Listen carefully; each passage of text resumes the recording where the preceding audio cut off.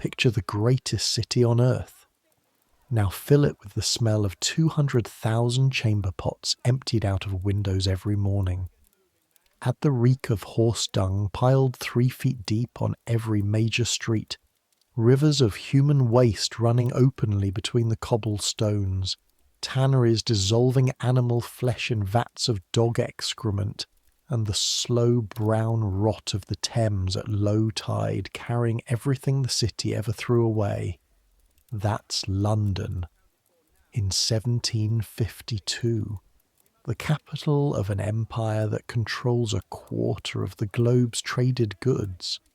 The city of Newton's Royal Society and Handel's music, and Hogarth's savage, brilliant art. A place where you could attend a lecture on the laws of planetary motion in the morning and watch a man pulled apart by horses in the afternoon. The most magnificent human settlement that had ever existed. Also the most comprehensively filthy. We're going back there tonight, not as historians peering at portraits, not as tourists admiring the architecture. We're going in through the back gate, through the part of the city that made everything else possible, and that nobody, then or now, particularly wants to think about. We are going with the nightmen. So, I make these history stories, and I genuinely do not know whether you use them to fall asleep, or whether you're the kind of person who lies awake specifically, hoping someone will tell you about Georgian sewage disposal in forensic detail. Either way, honestly, either way I support you. Get comfortable, pull the blanket up. Here we go. Your eyes are already open. You didn't sleep well. You never sleep well anymore, not properly, not the deep, dreamless sleep you used to have back in Norfolk when you were a boy. And the worst thing that could happen was that the cows got out. Here, sleep is something you snatch at odd angles in the hours between noon and dusk, wedged into a cot in the corner of a yard that smells like, well, like what you're about to go to work smelling like. It's 11 o'clock at night. You know this because the bells of St. Saviour's across the river just finished their count. Each note fading out over Bermondsey the way sounds always seem to dissolve faster when the air is cold and damp. 11 bells, an hour until midnight. Midnight is when the work begins. Your name is Tom Ashby. You're 17 years old and you've been in London for 8 months. And every single morning when you finally crawl into that cot and close your eyes, you think, tomorrow I will find a different position. And every evening when the bells wake you and you pull on your leather apron and your old wool breeches, you think, but not tonight. Tonight there is work. The yard outside is already stirring. You can hear the horses being harnessed. The particular rhythmic clink of chain and buckle, the low complaint of a horse that doesn't want to be working at this hour either. You understand completely. You feel the same. Your left shoulder still aches from last Tuesday's job on Cheapside, a cesspit that went down 14 feet and the ladder was rotten on 3 rungs and nobody told you until you were already on it. You find your boots by feel in the dark and pull them on. They are the most important thing you own. Heavy leather, double-soled, waterproofed with tallow that has long since stopped smelling like tallow and now smells like everything else. They go almost to your knee. They are the first thing William Craddock said you needed when you arrived asking for work, standing in this same yard with your bundle of clothes and your letter from the Norfolk farmer who'd hired your father, and absolutely no idea what you were getting into. Get boots, Craddock said. He looked at your thin village shoes with an expression that was somewhere between pity and professional assessment. Boots, high ones, before your first job. You didn't understand why. You understand now. The yard at the back of Craddock's property is off a narrow lane called Pickle Alley, which runs between Tooley Street and the river. It is not a pleasant lane even in daylight.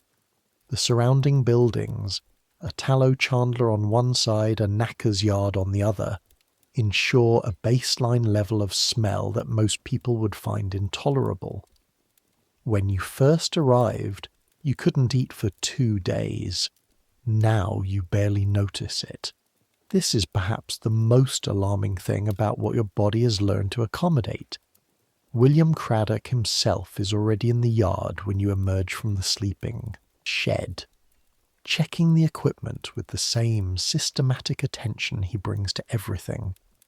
Craddock is 51 years old, a large man, gone heavy through the chest and shoulders from 30 years of this work. His face is weathered like a ship timber, and he has an enormous grey moustache and eyes of a peculiar pale blue that seem slightly too light for his face, as though the colour has been washed out by years of exposure to things that would bleach lesser features. He doesn't greet you.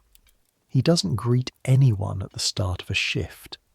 You've come to understand this is not hostility, it's focus. The way a blacksmith doesn't wave at you while he's checking his coals. There is work to be assessed, work to be planned. Later there will be conversation. He is checking the tubs, and when I say tubs, I need you to understand what that means in 1752. These are not the neat, sealed containers you might imagine from the word. These are large, heavy wooden barrels, each one roughly 3 feet across and 2 feet deep, reinforced with iron hoops and fitted with wooden lids that are never quite tight enough. Each one weighs, when empty, about 40 pounds. You can carry one alone if you have to. When full, and they do get full, that is literally the job, you cannot. There are 8 of them tonight, loaded onto 2 long flat carts. Each cart is pulled by a horse that has spent its entire working life doing this specific job and has, accordingly, ceased to notice the smell, in the same way that you have ceased to notice it. The horses are called Ginger and Morgan. Ginger is missing part of one ear. Nobody knows how she lost it, and Craddock says if you ask again he'll put you on the Southwark route alone. You stop asking. We've got 5 tonight, Craddock says, still not looking at you. He's running a gloved hand along the wheel of the first cart, checking the pins. 3 residential, 2 commercial. The commercial ones are first. You nod.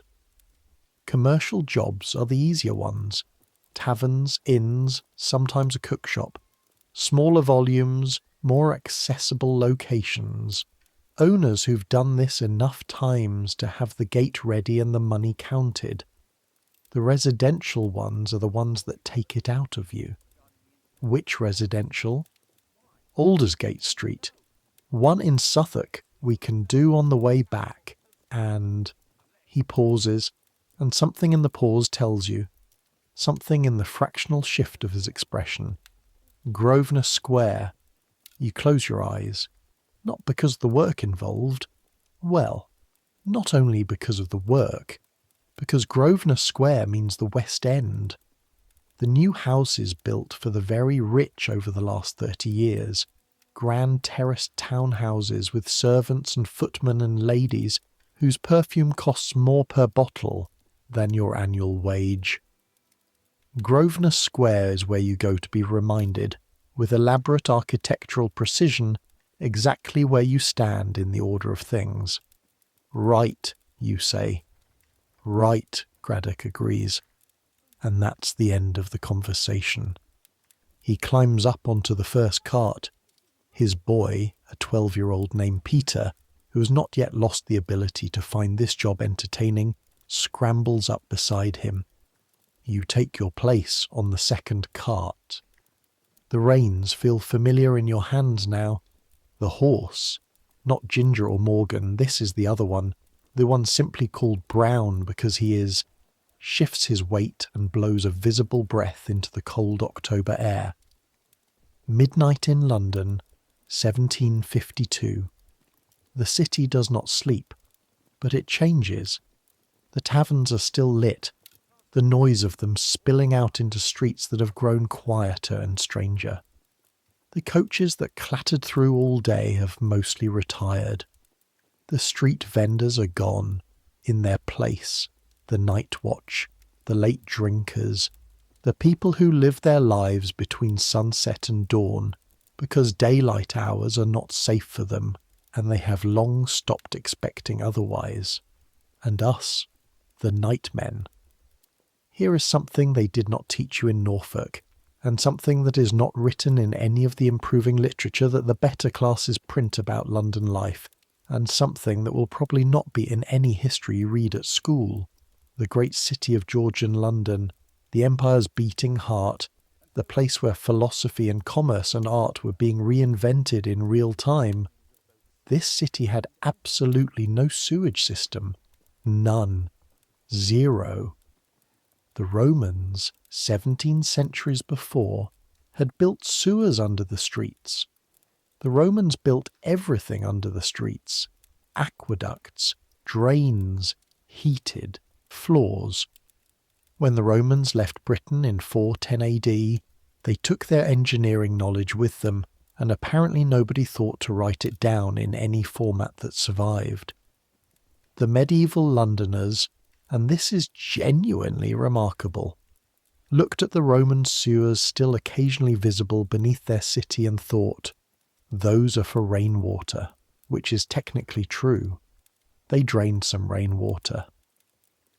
But the medieval Londoners then went ahead and also used them for everything else, and then the city grew too large for the medieval sewers, and then plague happened several times, and then the city grew larger still, and by 1752 what you have is a city of roughly 600,000 people, and no meaningful system for dealing with what 600,000 people produce every single day of their lives. What you have instead is us. The first stop is a tavern on Borough High Street, which is not far and which is, in the grand taxonomy of night soil work, an absolutely unremarkable job. The landlord is a sensible man who's been using Craddock's services for 6 years. He has the gate open. He has a lantern hung where you need it. The privy at the back of his yard, a 2-seater wooden construction over a brick-lined pit, is accessible without moving any furniture or navigating any obstacles. This is not always the case. This is in fact rarely the case. On jobs where everything goes smoothly, Craddock says nothing, and you count it as a gift. You take the long-handled ladle first. This is always first. The ladle is made of iron, roughly the size and shape of a large cooking spoon, fixed to a wooden pole about 6 feet long. Its purpose is what you would expect. You lower it into the pit and you bring up what's in the pit and you transfer it to the tubs. There is no way to describe this that is not exactly what it is. You work in the lantern light that Peter holds from a safe distance, not because Peter is squeamish, but because the gases that rise from a pit of any size are genuinely dangerous. Methane, hydrogen sulfide, what people in your trade call the damps.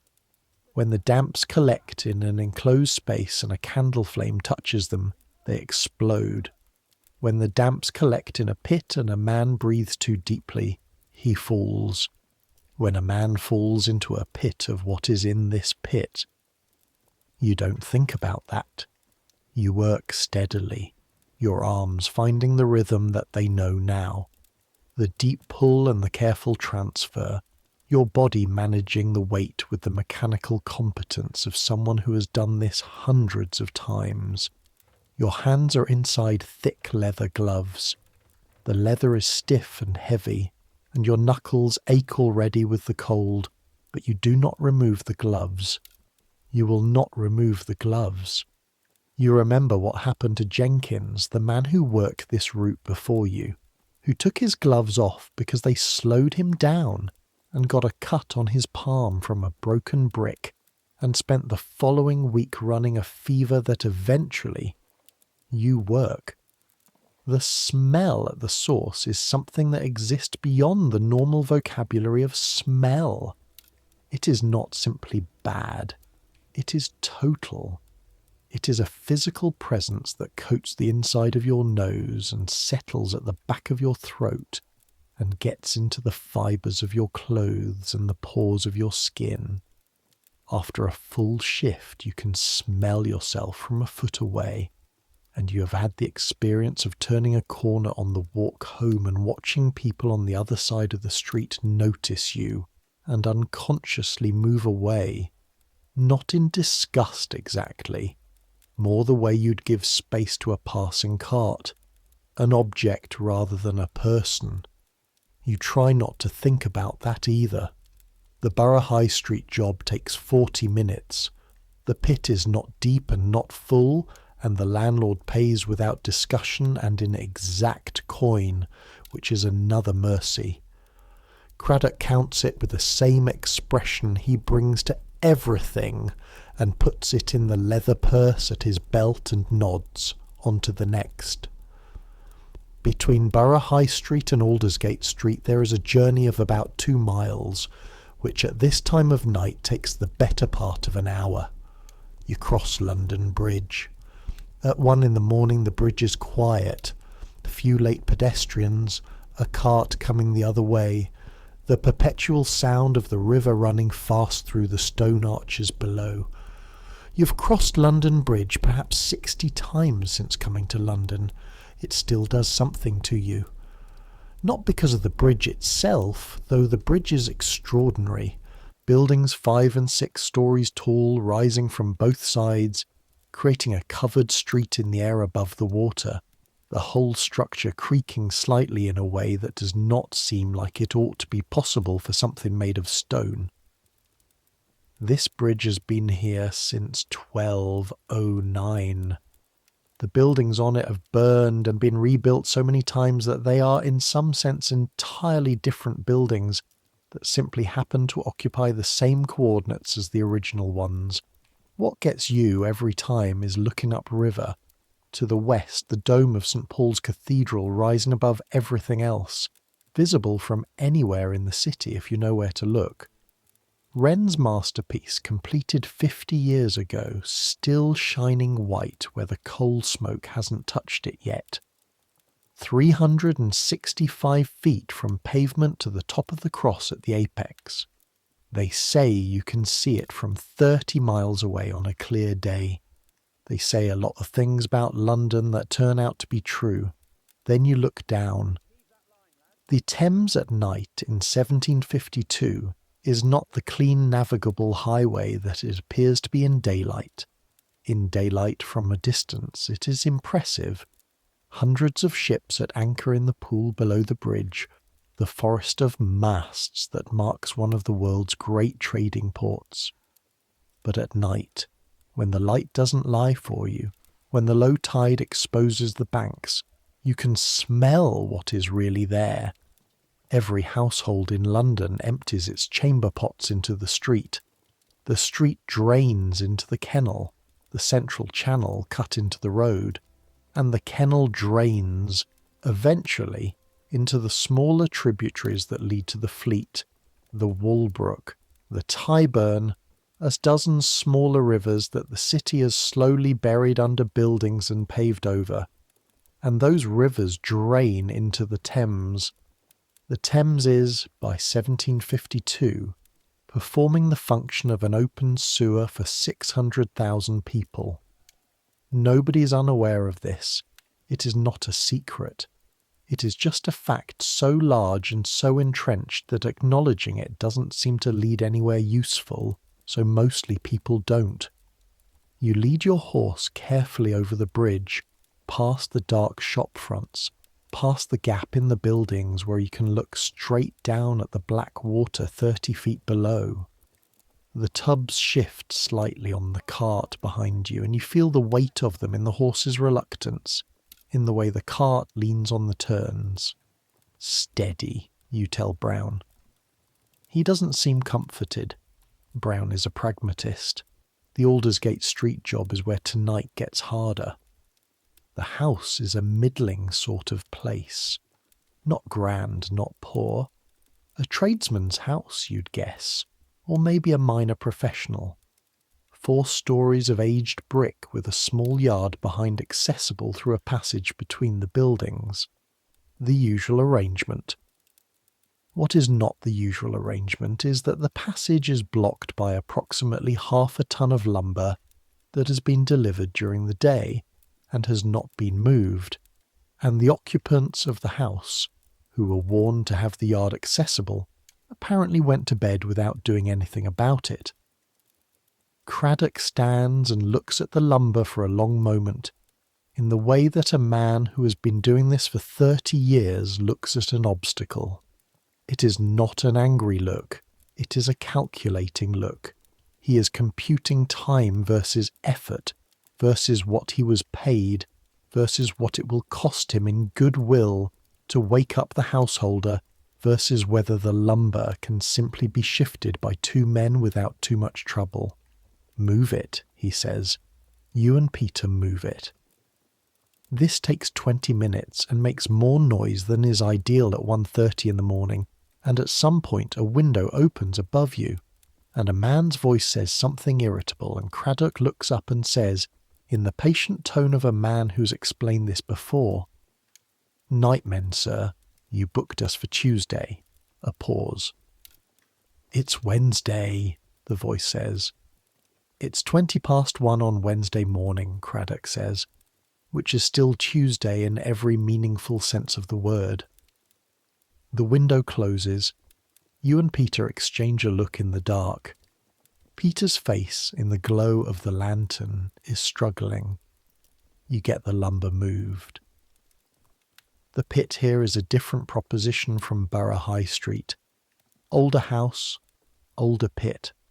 The kind of thing that was built 30 years ago and has been receiving the output of this household for every day since, and has been professionally emptied. You can see Craddock's records.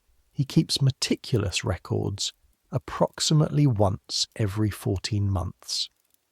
On average, this is, by the standards of 1752 London, a perfectly normal maintenance schedule.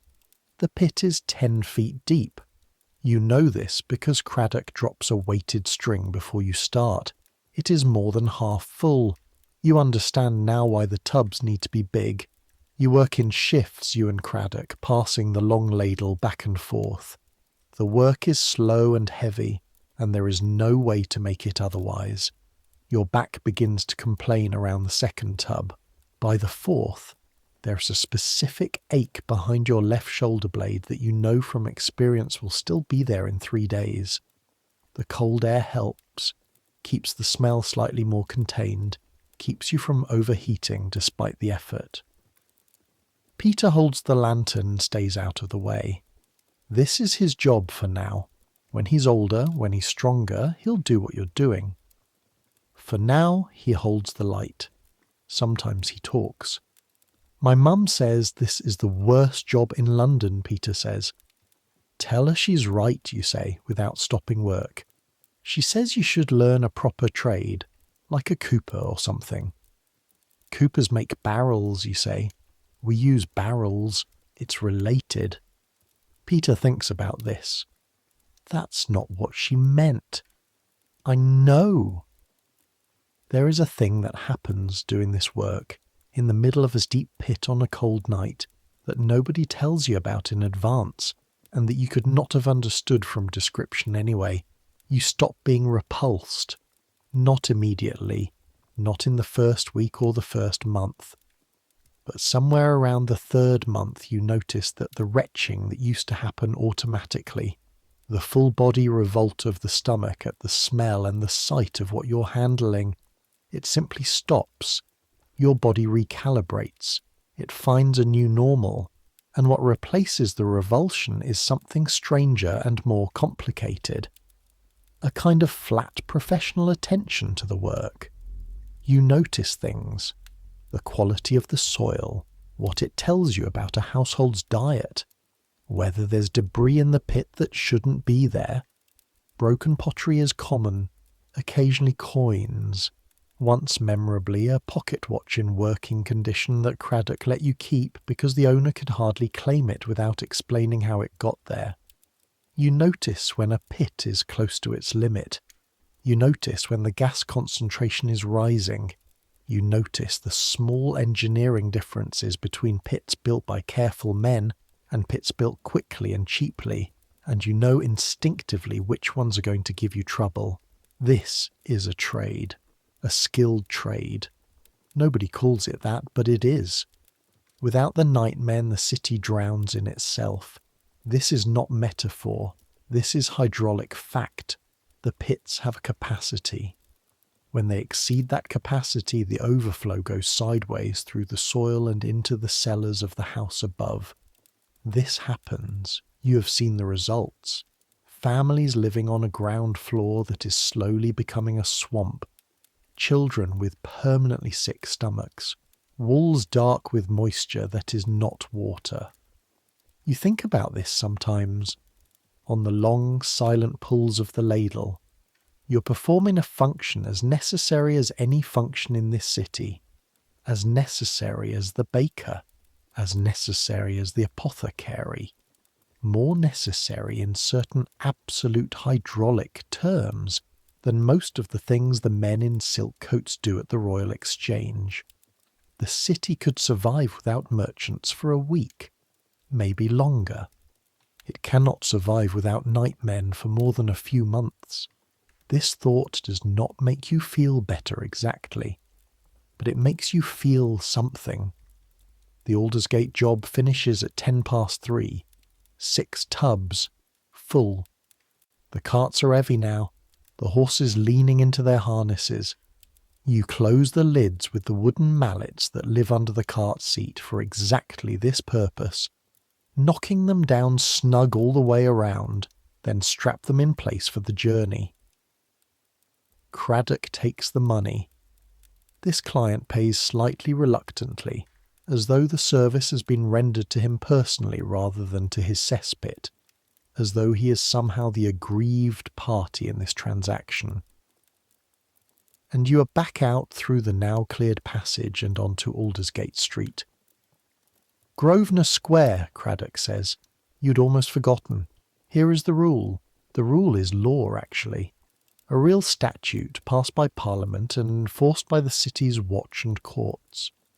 Nightmen and their carts are prohibited from operating in the streets of London between the hours of midnight and 6 in the morning, except that they are also prohibited from operating between 6 in the morning and midnight.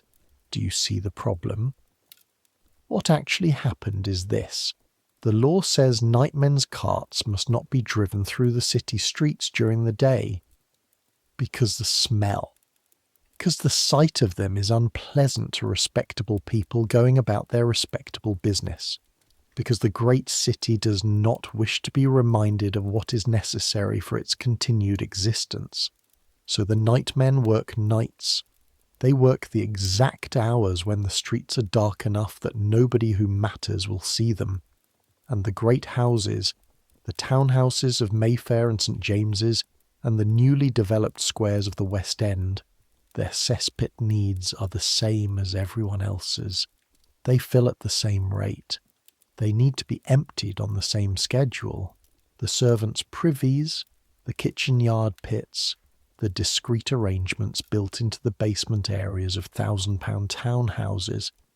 But here is the other rule, the unwritten one, the one everyone understands without it needing to be stated. By morning, the evidence of this work must be gone. The tubs removed, the carts driven away, the gate to the mews locked, the alley behind the house swept if necessary, the smell of the fresh-turned earth, the lime that Craddock always sprinkles into an emptied pit, these will fade by daylight. By the time the household wakes, by the time the lady of the house descends for her morning chocolate, the problem will have been solved in the night like a problem in a fairy story. Something unpleasant will have been transformed into mere absence by invisible hands. Your hands. Grosvenor Square was built in the 1720s, 30 years old now, give or take. This square itself is a private garden, railed off and locked, planted with trees and gravel walks, maintained by the residents at their own collective expense. Around it stand 40-plus houses of a size and grandeur that still, even after months, make something catch in your chest when you see them. 5 stories, brick and stone, the kind of regular, confident, expensive Georgian facade that says, we know exactly what we're doing and it has always looked like this and always will. You come around to the mews at the back. The mews runs behind the terrace, a lane just wide enough for a coach and 4, lined on both sides with the stabling and coach houses that serve the great houses. The smell here is horses and hay and coal, which is almost a relief. The gate you want is number 11. You know this because you've been here before, 3 months ago, your first Grosvenor Square job, when Craddock drove both carts himself, and you went in the back of one and spent most of the night trying to learn the proper technique for lifting tubs without spilling them, which is harder than it sounds when you're in a cobbled mews at 2 in the morning and your arms are already tired. The gate is supposed to be unlocked. It is not unlocked. Craddock dismounts, walks to the gate, checks it with the careful hands of a man who does not hurry, because hurrying does not make locked gates open faster. He examines the latch. He looks at the wall. The wall is 8 feet high, capped with broken glass set in mortar, a standard precaution in this neighbourhood. He looks at you. Go round to the front, he says. Servant's door, down the steps. Knock, ask for the housekeeper, Mrs. He checks his book. The small leather-covered book he carries everywhere. Mrs. Fellows, tell her the mews gate is locked. At 2:30 in the morning, she'll be awake, someone always is. He says this as though it's obvious, which, you've learned, it is. Great houses don't sleep fully. The kitchen fires need banking. The night watch servant sits up. The butler may have late business. Someone is always awake in a house with a dozen servants. You walk around. Grosvenor Square itself at 2:30 in the morning is something you're not prepared for, even having seen it before. The houses face inward toward the garden. Lanterns burn at several doors, throwing pools of yellow light across the stone steps and the iron railings. The square is absolutely quiet. Not the chaotic, layered noise of daytime London, the cries of vendors, the rattle of coaches, the constant human din of 500,000 people going about their business. This is a different kind of quiet, a maintained quiet, a quiet that costs money. Your boots on the pavement sound too loud. You are aware, acutely, of what you smell like. You find number 11. The servant's entrance is down a flight of stone steps to the left of the main door, a standard arrangement. The servant's world literally underground, physically below the level of the street, invisible from the pavement above unless you are specifically looking. You descend and knock. There is a wait of perhaps 2 minutes, and then the door opens, and you are confronted by a young woman in a cap and night clothes with the resigned expression of someone who has been asleep for approximately 1 hour and expected nothing different. Yes, she says. I'm here with Mr. Craddock's, you say. The nightmen. Mews gate is locked. She looks at you. She looks at the smell, which she cannot see but can clearly detect because her expression shifts in a way that she tries to prevent but cannot entirely. Not disgust exactly, More like the careful, managed neutrality of someone who has learned to deal with necessary but unpleasant realities. "Wait there," she says, and shuts the door. You stand on the lower step in the dark and wait. From somewhere inside the house you can hear, faintly, music. A harpsichord playing something complicated and cheerful. You remember that Craddock said this client had been entertaining tonight. Some kind of card party. Still going apparently at 2:30 in the morning. You stand very still on the steps and listen to the music filtering through the stone wall, through the floors and the servants' passages and the thick, expensive geography of the house above.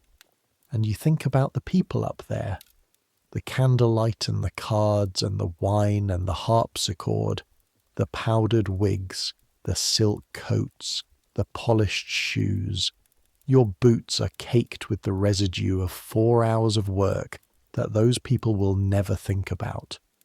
The door opens again. Not the housemaid this time. An older woman, stout, with a bunch of keys at her belt and an air of competent authority that does not seem diminished by the fact that she is also clearly recently woken. Mrs. Fellows, you assume. She has the keys to the mews gate, which she hands to you with the specific manner of a person performing a transaction they find mildly annoying. "Return them through this door when you're done," she says. "Yes, ma'am." "And," she says, and pauses, and looks at you with the same careful neutrality as the housemaid, "be done before 5. The household wakes at 6, and I want the mews clear." "Yes, ma'am." "And..." Another pause. Something in her expression shifts slightly. "The footman, James, he was told to leave that gate open. He forgot." A beat. "He's young," she says. "Don't make anything of it if you see him." You look at her. She's not, you realise, apologising for the inconvenience. She's protecting her staff from Craddock's irritation. She's managing her household. This is what she does at all hours of the day and night, managing, adjusting, keeping the whole complex machinery of the house from developing any visible friction. "Of course," you say. She nods, goes inside, the door closes. You stand alone on the step for a moment. The music from somewhere deep in the house continues, bright and complex, entirely indifferent. The pit at number 11 Grosvenor Square is in the corner of the kitchen yard, accessed through a wooden hatch, set flush with the paving stones and fitted with an iron ring handle. You open it. The smell that rises is different from the Borough High Street smell, richer, more varied. A household that eats well, you can tell by smell what a household eats, which is a talent you never wanted, and has more people in it than a tavern serving 24 customers a night, because a household this size has a full staff of perhaps 15 to 20 servants, plus the family, plus anyone the family entertains. You drop the weighted string. 14 feet. The pit is deep, and by the feel of the string when it hits the surface, it is nearly full. Craddock, who has appeared at your side, looks at the string and nods once, the nod of a man who expected this and has already done the calculations. "We'll need all 4 remaining tubs," he says. "This is going to take until at least 4 in the morning." "Right," you say. Peter sets the lanterns. 2 of them now, positioned on hooks driven into the stone wall at angles that illuminate the pit without putting the flame directly over it. This is important. This is one of the first things you learned. The lantern, position and the ventilation. You leave the hatch fully open for 10 minutes before you go to work, letting the gases that have accumulated dissipate. You test the air by holding a second, smaller candle at the level of the pit opening and watching how it burns. If it burns bright, the air is clear enough. If it dims or wavers, you wait. While you wait, you rest your forearms on your knees and look at the house. The The kitchen yard is enclosed on 3 sides by the house and its outbuildings. The kitchen windows, dark now, face onto the yard, the coal cellar hatch, the door to the wet larder, all the infrastructure of feeding 20 people 3 meals a day. From somewhere above and inside still, the harpsichord. Whoever is playing is very good.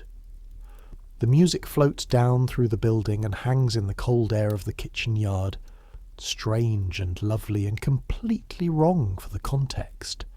You think, somewhere above this yard at this exact moment, people are sitting around a card table in a lit room with wine and candles and good shoes. They are laughing, probably. They're playing some game that involves elegant social skills and the ability to read other people's expressions. They're completely unaware that 14 feet below their feet, a 17-year-old from Norfolk is sitting on a stone yard in the cold at 3 a.m, waiting to remove the accumulated evidence of their existence. You hold the candle over the pit again. It burns bright. Good. You go to work. There is a technical skill to a deep pit that Craddock has spent considerable time teaching you, and that you are only now, after 8 months, beginning to feel in your body rather than having to consciously think about. The problem with the deep pit is reach. The ladle handle is 6 feet. The pit is 14. Simple arithmetic. So you go down. Not all the way. You don't go all the way into a pit. Ever. That is the rule that comes before all other rules. The one Craddock stated on the first night, and has never had to state again because the reason for it is self-evident to anyone who has smelled what comes up from the bottom. But you go part way. There are iron staples driven into the pit wall, forming a rough ladder. You go down to the 8-foot mark, which puts you within range of the remaining depth with the full length of the handle. You brace your feet against one wall, your back against another, and you work. The smell at this depth is significant. It is not the casual ambient smell of standing at the opening.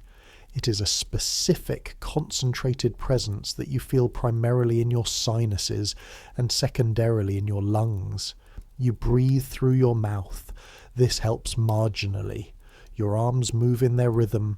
The technique is in the wrist, Craddock told you, and it took 2 months before you understood what he meant.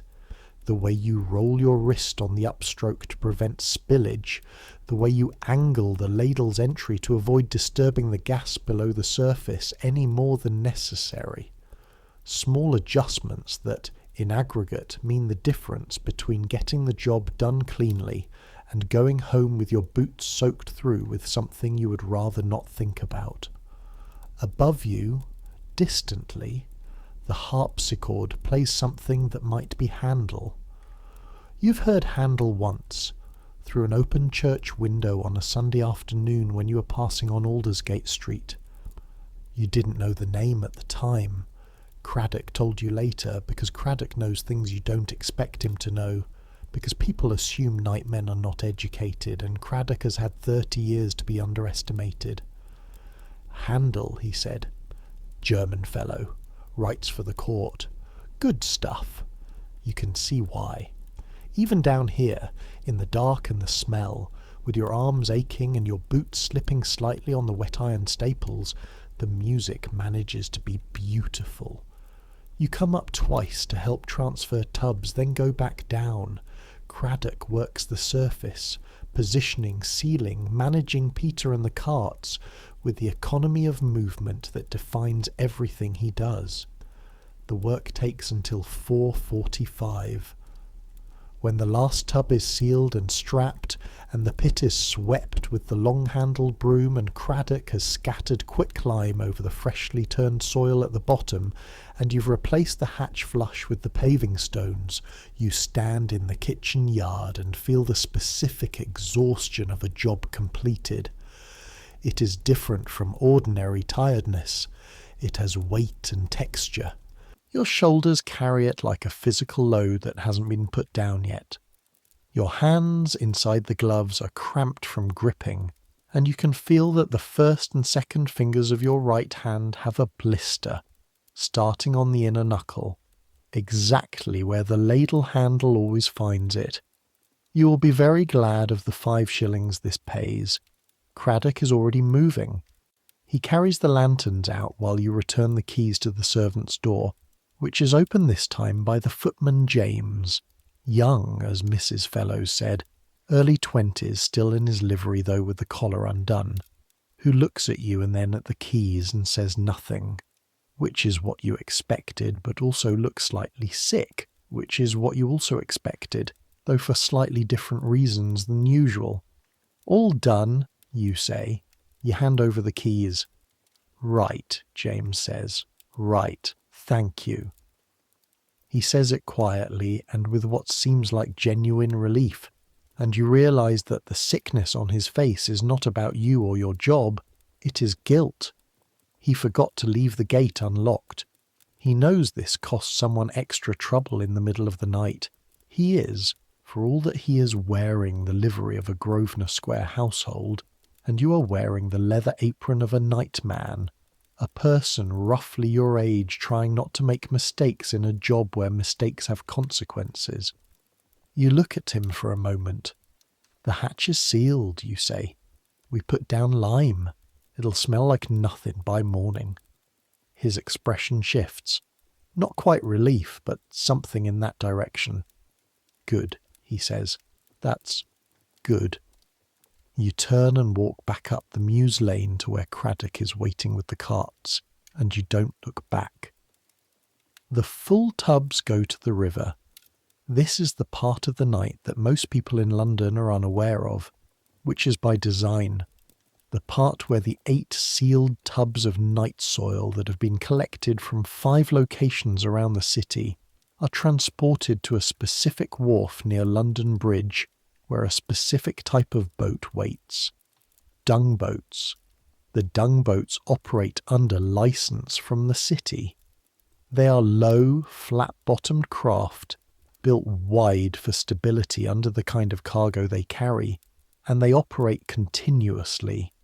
Crews working in shifts the way the nightmen work in shifts, because the river is the river, and the tides wait for no man's schedule, and the boats need to move on the ebb or they don't move efficiently at all. You arrive at the wharf at 5:30. The sky to the east is beginning to do the thing where it's not yet light, but it's no longer fully dark. A kind of preliminary announcement that dawn is considering the possibility. The wharf is a narrow wooden platform extending into the river from a set of stone stairs. It smells, predictably, of what it is used for. At this hour there are 2 other nightmen's carts already discharging, and the boat moored alongside is nearly half full. The boatmen work without speaking much. This is river etiquette. You are there to do a job, they are there to do a job. The job is unambiguous, words would not improve it. The tubs are tipped. Craddock and you lift each one, position it at the edge of the wharf, remove the lid, tilt. The contents drop into the boat's hold where they join everything else that has been collected from all the other corners of this city on this same night. The boat will go down river with the ebb tide, down past Greenwich, down past Woolwich, down to the marshes east of the city where the night soil is offloaded onto fields that have been absorbing it for decades and growing as a result extraordinarily productive crops. The manure of 600,000 people turned into food. The food that feeds 600,000 people. A closed loop that the city runs on without acknowledging or understanding. You watch the last tub discharge and think about this and don't arrive at any particular conclusion except that it is extremely early and you are extremely tired and the blisters on your fingers are making themselves known.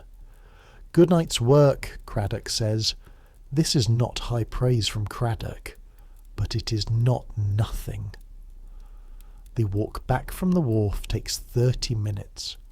By the time you cross back over London Bridge, the sky has committed to dawn. Not sunrise yet. The sun won't clear the eastern rooftops for another half hour, but the light is rising, and with it the sounds of the city beginning to shift out of its nocturnal mode into the mode that the world sees and recognises. The first vendor appears on Borough High Street as you're passing. A woman with a basket selling hot mutton pies, her voice not yet at full volume but warming up. The sound of a bakery somewhere nearby, the smell of bread threading through the ambient smell of everything else. A cart loaded with hay rumbling in from the south, headed for the livery stables. The night watch is still nominally on duty, but they are the end of shift version, tired and moving slowly, and the men who will replace them are presumably getting dressed somewhere. You and Craddock pass through this transition invisibly. And when I say invisibly, I need you to understand what that means. The people beginning their day do not see you. Some of them technically look at you. Their eyes move across your face, register your presence as an object in their path, adjust their course accordingly. But the seeing is different from recognition. You are a man in leather clothes at the end of a night shift. You are nightmen. The carts behind you are empty now, the tubs rinsed at the river wharf before you left. The smell reduced from devastating to merely offensive. Nobody asks where you've been. Nobody looks at you the way the porter at the Royal Exchange looks at merchants walking through the gate, the way the innkeeper looks at a customer with money. Nobody tries to catch your eye. You are the mechanism behind a function the city performs but does not witness. You are the pipe that the water travels through. You exist in the maintenance infrastructure, which by definition is invisible until it fails. There was a time in the first weeks when this made you angry. Now it mostly just makes you tired. But sometimes, in the particular grey light of an early London morning, with the city smelling of bread and coal smoke and the night's work fading behind you, you feel something else, something that is not quite pride and is not quite defiance, but is in the same neighbourhood as both. You know what is under these streets. You know the depth of the pits, and the rate at which they fill, and the names of the men who empty them, and the route the boats take downriver. You know the mechanism. You know the thing that makes all the rest of it possible. The woman selling mutton pies does not know this.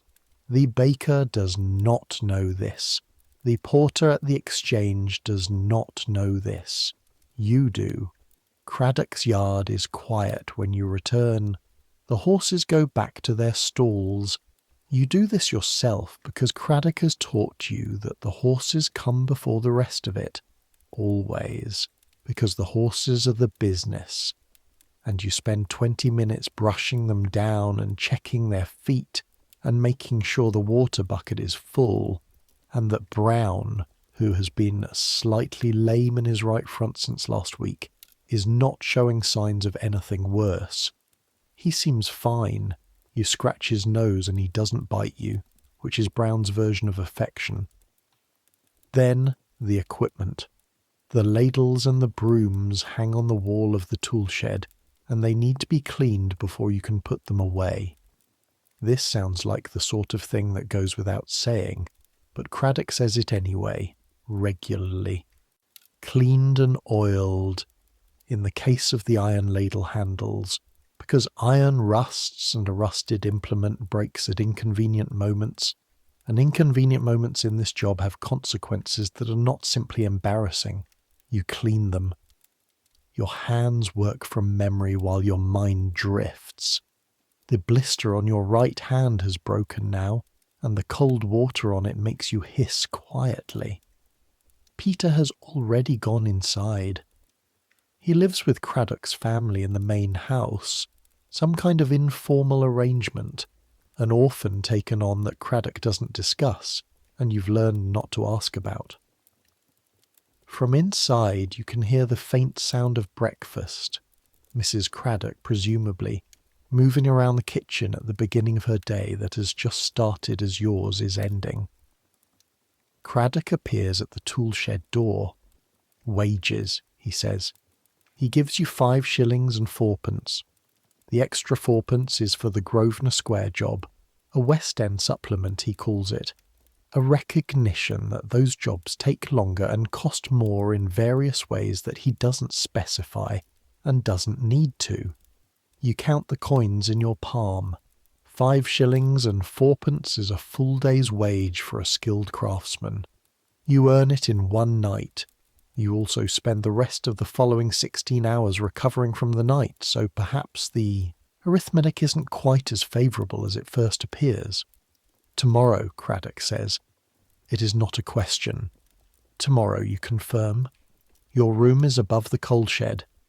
This is not a poetic description. There is a coal shed in the corner of the yard, and above it is a space that was probably once used for storing things, and is now, by virtue of containing a straw mattress, a wooden box that serves as a table, and a blanket considered a room. The ceiling is low. You cannot stand upright in the middle of it. The walls are the original coal shed walls, black with decades of coal dust, and no amount of cleaning has made any visible improvement.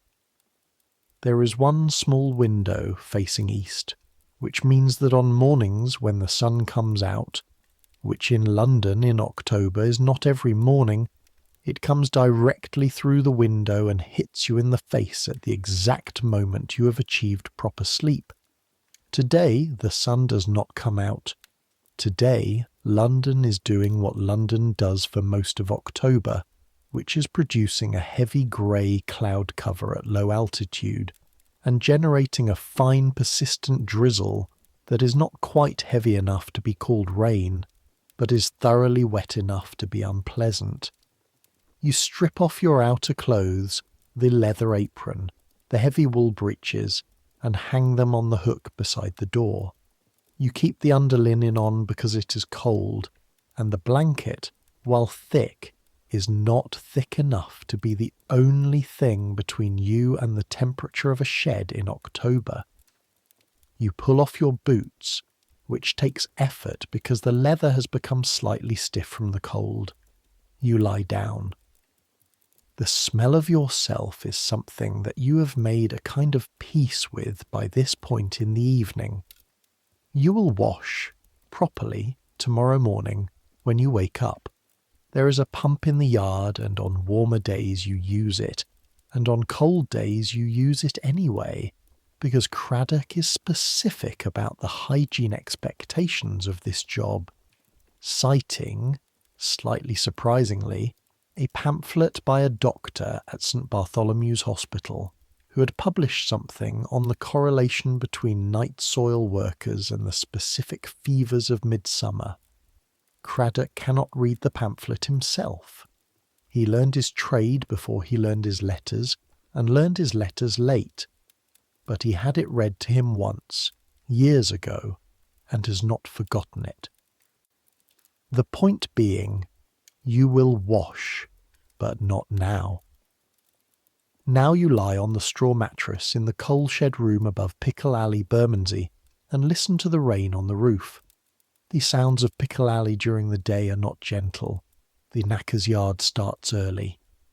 There is the sound of hammering from somewhere, always hammering in some direction in this city, and the periodic rumble of carts on Tooley Street, and Mrs. Craddock's voice, occasionally in the yard below when she's talking to the delivery men. But there's also something underneath all of that, the sound of the river. Not nearby, the Thames is 3 streets away, but on certain days, when the wind is right and the air is still enough, you can feel it more than hear it, a low, persistent pulse. The city's other breathing. You close your eyes. You think about the harpsichord music drifting down through the stone walls of the Grosvenor Square house. You think about it the way you think about things that you don't fully know how to categorise. Not as something that made you angry or sad exactly, more as something that contained a very large amount of information about the world in a very small space. Someone up there, you down here, the music passing between. You fall asleep before you can finish the thought. You're not supposed to be woken before noon. This is not an official rule. It is an understanding between you and Craddock based on the practical reality that a nightman who cannot stay awake for a full shift is more dangerous than no nightman at all. The gases, the pits, they need to pay attention at every moment, and that sleeping until noon after a full night's work is not laziness but simple arithmetic. So when you hear the shouting from the yard below at 9:30, your first thought is not alarm but irritation. Then you hear what the shouting is saying. You're out of the bed and down the stairs and in the yard before you're fully awake. Craddock is standing near the gate with a man you don't recognise, a man in the working clothes of a nightman, soaked through from the rain, with mud on his knees and a look on his face that has moved past panic into a kind of rigid, too-still shock that you recognise as the expression of someone who has seen something they cannot process. "Where?" Craddock is saying. His voice is completely flat. "Fetter Lane," the man says. "The chandler's yard. Old Simmons. He went down to clear a blockage. The gas." He stops. Craddock is already moving. He looks at you. You're standing in the doorway in your underlinen, barefoot on the cold stone, and says, "Boots. Rope. The long rope on the wall. The one with the iron ring. Now." You don't ask questions. You go. Fetter Lane is in the city, north of Fleet Street, 20 minutes away if you run. You and Craddock run. Peter stays behind with the horses. He is 12. Craddock decides this without discussion, and you agree, though Peter's expression suggests he disagrees and will bring this up later. The man who came to fetch Craddock is named Richard Holt. He runs his own small night-work operation, 2 men and 1 cart, working the Fleet Street area. He and Craddock are not competitors exactly. The city is large enough, but they know each other the way all nightmen know each other, a small brotherhood joined by the specific knowledge of what the work entails. Holt runs with you and talks between breaths. The details come in fragments. Old Simmons, 60 years old, 35 years in the trade, an experienced man, not a careless one. He went down into the chandler's cesspit on Fetter Lane because there was a blockage at the inlet pipe, and the owner was complaining and the blockage needed to be cleared manually, which meant going all the way to the bottom. He went down at 7 this morning. His rope, the rope tied around his waist, always when you go below 8 feet. This is the rule, the one rule before which all other rules stop. His rope had frayed at the knot, not cut, not tied wrong, frayed from use, from the acids in what a cesspit contains, from the particular slow destruction that the environment at the bottom of a deep pit performs on organic material over time. He went down. The rope held for the first 12 feet. At 15 feet, where he reached the blockage, the frayed section passed through the ring and the rope gave. He fell 3 feet into what was at the bottom of a chandler's cesspit. 14 years without maintenance. Holt was on the surface managing the rope. He felt it go slack. He pulled it up and found the frayed end. He called down. No answer. He called down again. The silence from a pit is a specific kind of silence. Holt has been in the trade long enough to know the difference between a man who doesn't hear you and a man who can't. He ran for Craddock. The chandler's yard on Fetter Lane is a small space between a printing house and an apothecary. The chandler himself, a thin man in his 50s, white as paper, who has evidently been standing in his own yard in the rain for the past 40 minutes, is standing over the open pit hatch as though he can make something happen by proximity. There are 2 other men there already. Holt's worker, a young man about your age, and a neighbourhood watchman who's been waiting for someone to arrive who knows what to do. Craddock looks at the pit. He looks at the rope. He hands it back without comment. He ties the proper knot. A specific knot he's shown you twice that bites tighter under load rather than fraying, around the iron ring at the end of the long rope, then ties the other end around his own waist. 4 feet of slack when I'm down, he says to you. Not more. If I go silent, pull. I'm lighter, you say. It comes out before you decide to say it. Craddock looks at you. I'm lighter, you repeat. Less gas displacement. More room at the bottom. You're saying things you've heard Craddock say, arguments from the technical lexicon of the trade, applying them to the situation where they are true, but that is not the only reason you're saying them. Craddock is 51. He has been doing this for 30 years. His lungs are not what they were. You know this because you've heard him cough on deep jobs, the specific cough of airways that have spent too long in proximity to gas. Craddock looks at you for a long moment in the rain. Proper knot, he says. Not the ring, tied through the belt. He ties it himself. His hands are quick and certain. When he tests it, pulling hard, twice, it doesn't shift. 4 feet of slack, he says again, not more. You step to the pit. The hatch is fully open, the rain falling in. You look down. Darkness for the first few feet, and then a kind of dimness where the walls of the pit are visible. Stone below, brick above, and then nothing. You lower the test candle on its string. You wait. It burns bright enough. Gas levels manageable.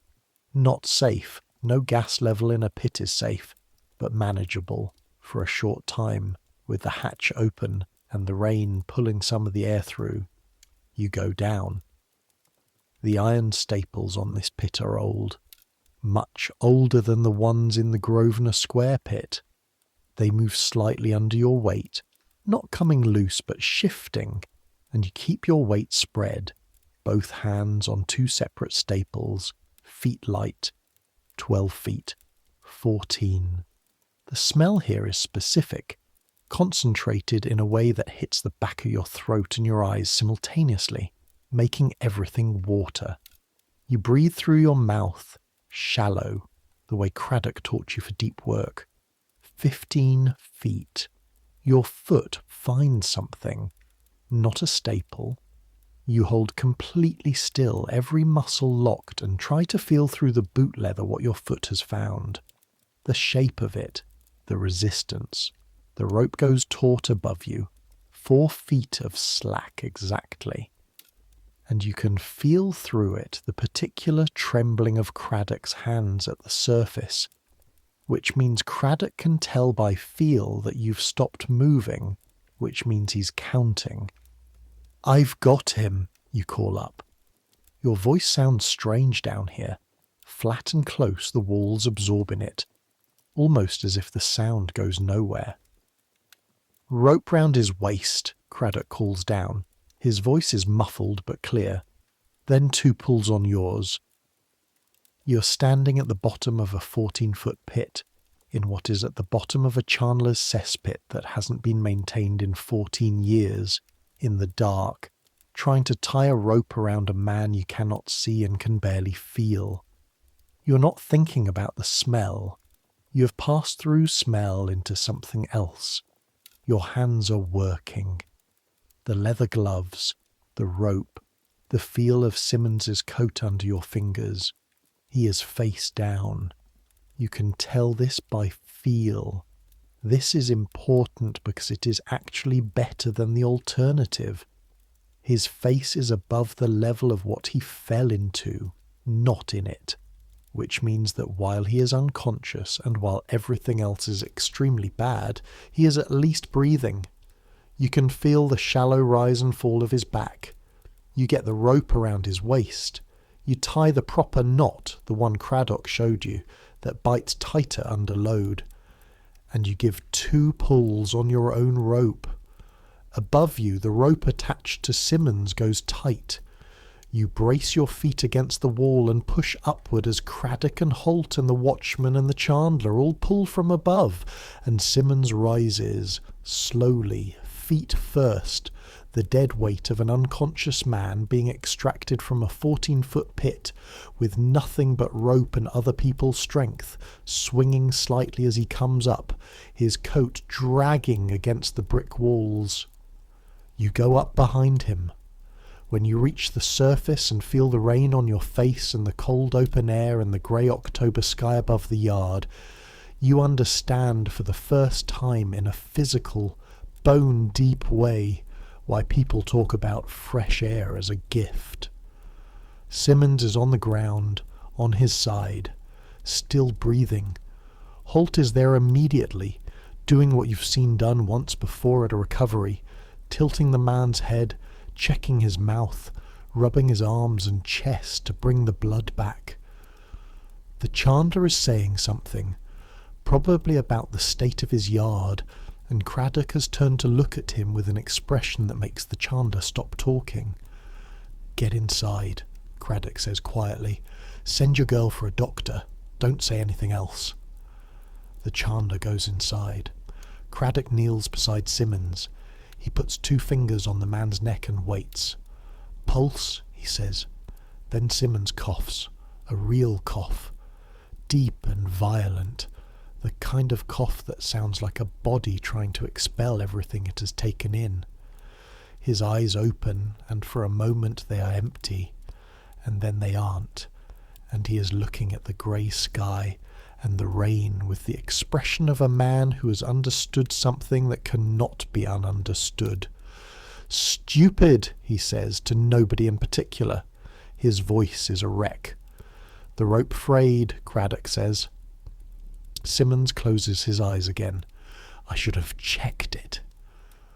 A pause, in which the rain falls and the printing press somewhere in the building next door makes its rhythmic thumping sound. "Yes," Craddock says, "you should have." It is not unkind, it is simply accurate. Simmons is alive because Holt ran fast and because Craddock has trained his boys properly, and because the gas levels in the pit happen to be high enough to knock a man out, but not high enough to kill him in the time it took. A margin of luck as thin as frayed rope. You're sitting on the wet cobblestones of the chandler's yard with your back against the wall, still in your under-linen and boots with a rope around your waist, and the cold rain is soaking through everything you're wearing, and Craddock is looking at you now. "Well done," he says. From Craddock, these 2 words contain more than most people manage in a speech. The doctor arrives 20 minutes later. He's a young man from the apothecary next door, practically next door, and he deals with Simmons with the brisk efficiency of someone who has seen industrial accidents before, which in London in 1752 is essentially every doctor every week. Craddock handles everything else. He speaks to Holt about getting Simmons back to wherever Simmons lives. He speaks to the chandler briefly about the cost of clearing the blockage properly and relining the affected section of the pit. And the cost is higher than it was before this morning, because it includes now the labour surcharge for working a pit where a man nearly died, which Craddock calls the hazard consideration, and states in a tone that does not invite negotiation. The chandler pays. Then Craddock turns to you. "Go home," he says. "Sleep. Tonight's roster is light." "I'm fine," you say. He looks at you. The look is not disbelieving exactly. It is the look of a man who knows the difference between what a person says they feel and what they are actually feeling, and who has the patience to let the gap between those two things exist without comment. Go home, he says. Sleep. The walk back to Pickle Alley takes you through the streets that are now fully alive with the business of the day. Mid-morning, the vendors at full volume, the coaches, the crowds on the pavements such as the pavements exist, and in the roads where they don't, everyone threading through each other with the unconscious expertise of people who've been navigating London streets since before they could read. You're walking through this in your underlinen and boots with a rope still tied around your waist, which you've forgotten about, with your hair wet from the rain and the smell of the chandler's yard on everything you're wearing. People move aside, not in the generous social way of someone making room for a friend, in the reflexive, automatic way of someone adjusting their route around an obstacle. You notice it. You always notice it. But today, for some reason you cannot fully explain, perhaps the cold, perhaps the adrenaline still cycling through your body, perhaps simply the fact of the morning and what it contained, you don't feel what you usually feel when people move aside for you. What you feel is something simpler and stranger. You just pulled a man out of the bottom of a pit. You did that at 17, half asleep, in your underlinen, on a wet Tuesday in October. The person moving aside for you doesn't know this.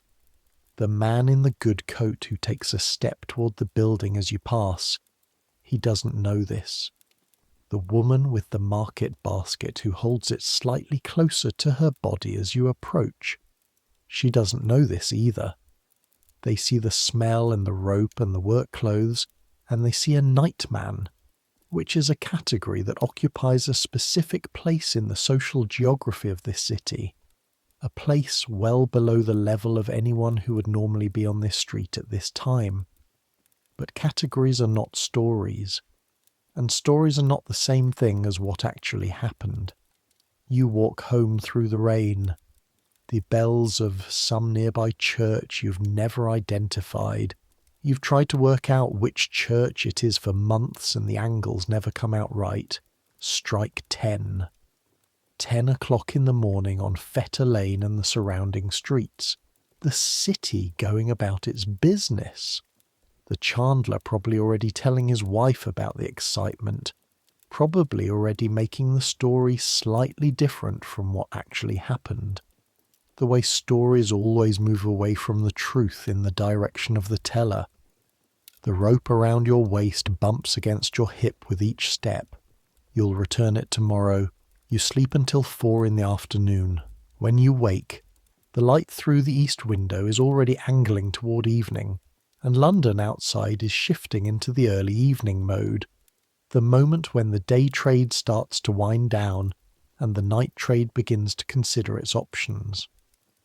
You lie on the straw mattress and stare at the ceiling, which is the underside of the slates of the coal shed roof, grey and close, with a water stain in one corner that looks like nothing, and which you have occasionally, in the half-awake state of early morning, tried to see as something. Your shoulder aches. Your right hand's blister has closed overnight and is merely uncomfortable now. The rest of you feels the specific heavy blankness of a body that has worked hard enough to require full system maintenance and has mostly gotten it. You think about Simmons.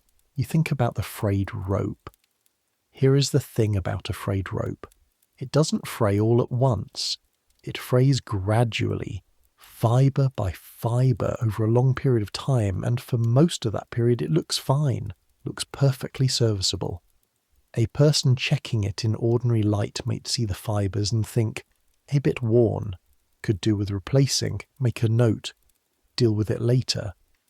Later, in a lot of trades, means something forgiving.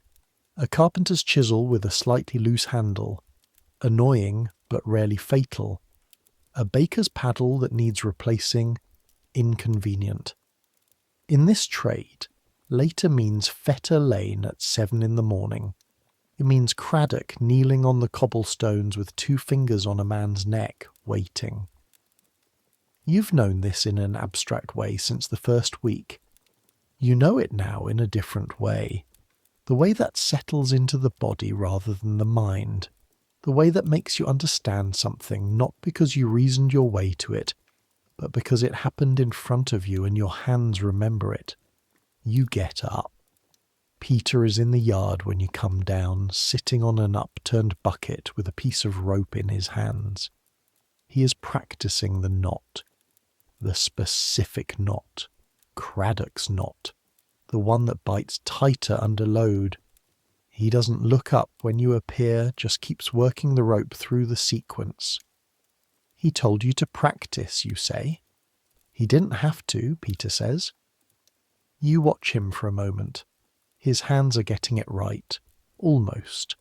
The final step before the bite needs an extra half twist that he keeps skipping. You sit down on the second upturned bucket. You reach over without asking and correct his hands. Show him the half twist. Let him do it. Check the result. That's it, you say. Peter does it again, gets it right. Again, you say. He does it 5 more times. By the 5th, his hands know it without him thinking about it. You can see the difference in his face, the shift from concentration to something else, the thing that happens when a skill drops below the level of conscious attention. Right, you say, and stand up. Were you scared? Peter asks. You think about this honestly. Not at the time, you say. After. Peter nods. He doesn't ask anything else. He goes back to the rope. There is an hour before the shift begins. You walk to the river, not to the wharf, the working wharf, the one that smells like what you deliver there, but further along the bank east of London Bridge, where there is a stretch of foreshore exposed at low tide, and where, at this hour, the light does something to the water that is different from any other time of day. The foreshore is not clean. Nothing associated with the Thames at this point in history is clean. The mud is dark and slightly iridescent with things you understand the composition of better than you'd like. There are broken pieces of pottery, animal bones, the standard deep sediment of everything the city has discarded into its river over the past 1,000-odd years. But the light, the evening light coming through the gap in the buildings to the west, hitting the surface of the river at the angle where it creates that specific orange-gold shimmer, this is not diminished by what the water contains. The light doesn't know. The light falls on the Thames the same way it falls on anything else, without judgment, without knowledge, making beauty out of whatever surface it finds. You stand on the mud in your boots and look at it. Ships at anchor in the middle distance, the forest of masts that means the trading world, the ocean world, the world of cargoes that have come from places whose names you learned from Craddock's map, which hangs on the wall of the tool shed, and which Craddock has annotated in his uneven handwriting with notes about which ports produce which goods. Craddock has been reading and writing for 20 years. He started at 31, paid a schoolmaster 2 shillings to teach him, and has not stopped since. He has 3 books. You've seen him with all of them. One is about the physiology of disease. The pamphlet he had read to him years ago was the beginning of a longer interest. One is a collection of sermons, which surprises you, but perhaps shouldn't. The third is a natural history of the river, written by a man who apparently spent 20 years cataloguing everything that lives in and along the Thames, and which Craddock reads on slow winter evenings with the specific pleasure of a man recognising his subject matter. You find yourself wishing you could read better. Your Norfolk village education gave you enough to get by. You can read a simple contract, Write your name and a few sentences. Count money without error. But the books that Craddock reads are beyond you without effort, without the kind of slow, careful working through that takes more time than you have. You should fix that. The thought arrives fully formed, the way some thoughts do, not gradually built up but sudden and complete, as if it had been waiting for a quiet moment. You should learn to read properly. Not because you plan to stop being a nightman. You have no particular plan for anything. The present occupies too much of your attention for the future to get much. But because Craddock is right, the information about the gas, about the physiology of fever and infection, about the engineering of pits and how they fail, this information exists in books, and if you cannot access it, you are dependent on what someone else has read and chosen to tell you, which on most days is fine. But frayed ropes fray in the dark. You stand by the Thames until the light changes and the gold fades and the water goes grey and the shapes of the anchored ships become silhouettes. Then you walk back. Tonight is lighter. 3 jobs, 2 residential in Southwark, 1 commercial in the city. And Craddock's manner has settled back into its working equilibrium after the morning's events, which means no discussion, no elaboration, just the next task. The Southwark jobs are routine. An older part of the city, older pits, smaller houses, the kind of work that is unpleasant but uncomplicated. You find a rhythm by the second job that feels different from earlier in the week. Not faster exactly, but more grounded. Your arms know what to do. Your body knows where to put its weight. On the third job, somewhere around 2 in the morning, you're working alone in the pit. Craddock is managing the tubs on the surface. Peter is asleep in the cart. It is a single-person job, and you are the single person. And you are 13 feet down in the dark with the lantern light coming from above, and the sound of the city at night filtering down. A distant bell, a cart somewhere, once, briefly, someone laughing. And you think about the people in the houses above you, not the way you think about them at Grosvenor Square, not with the complicated feeling of luxury contrasted against your position in the dark, just the simple fact of them, living their lives, eating their meals, going to bed, waking up, not knowing what's under them, not knowing specifically that right now, at this moment, there is a person in a pit beneath their kitchen yard who's making it possible for them to continue doing all of those things without their house becoming uninhabitable. You think about what London would look like if the nightmen stopped.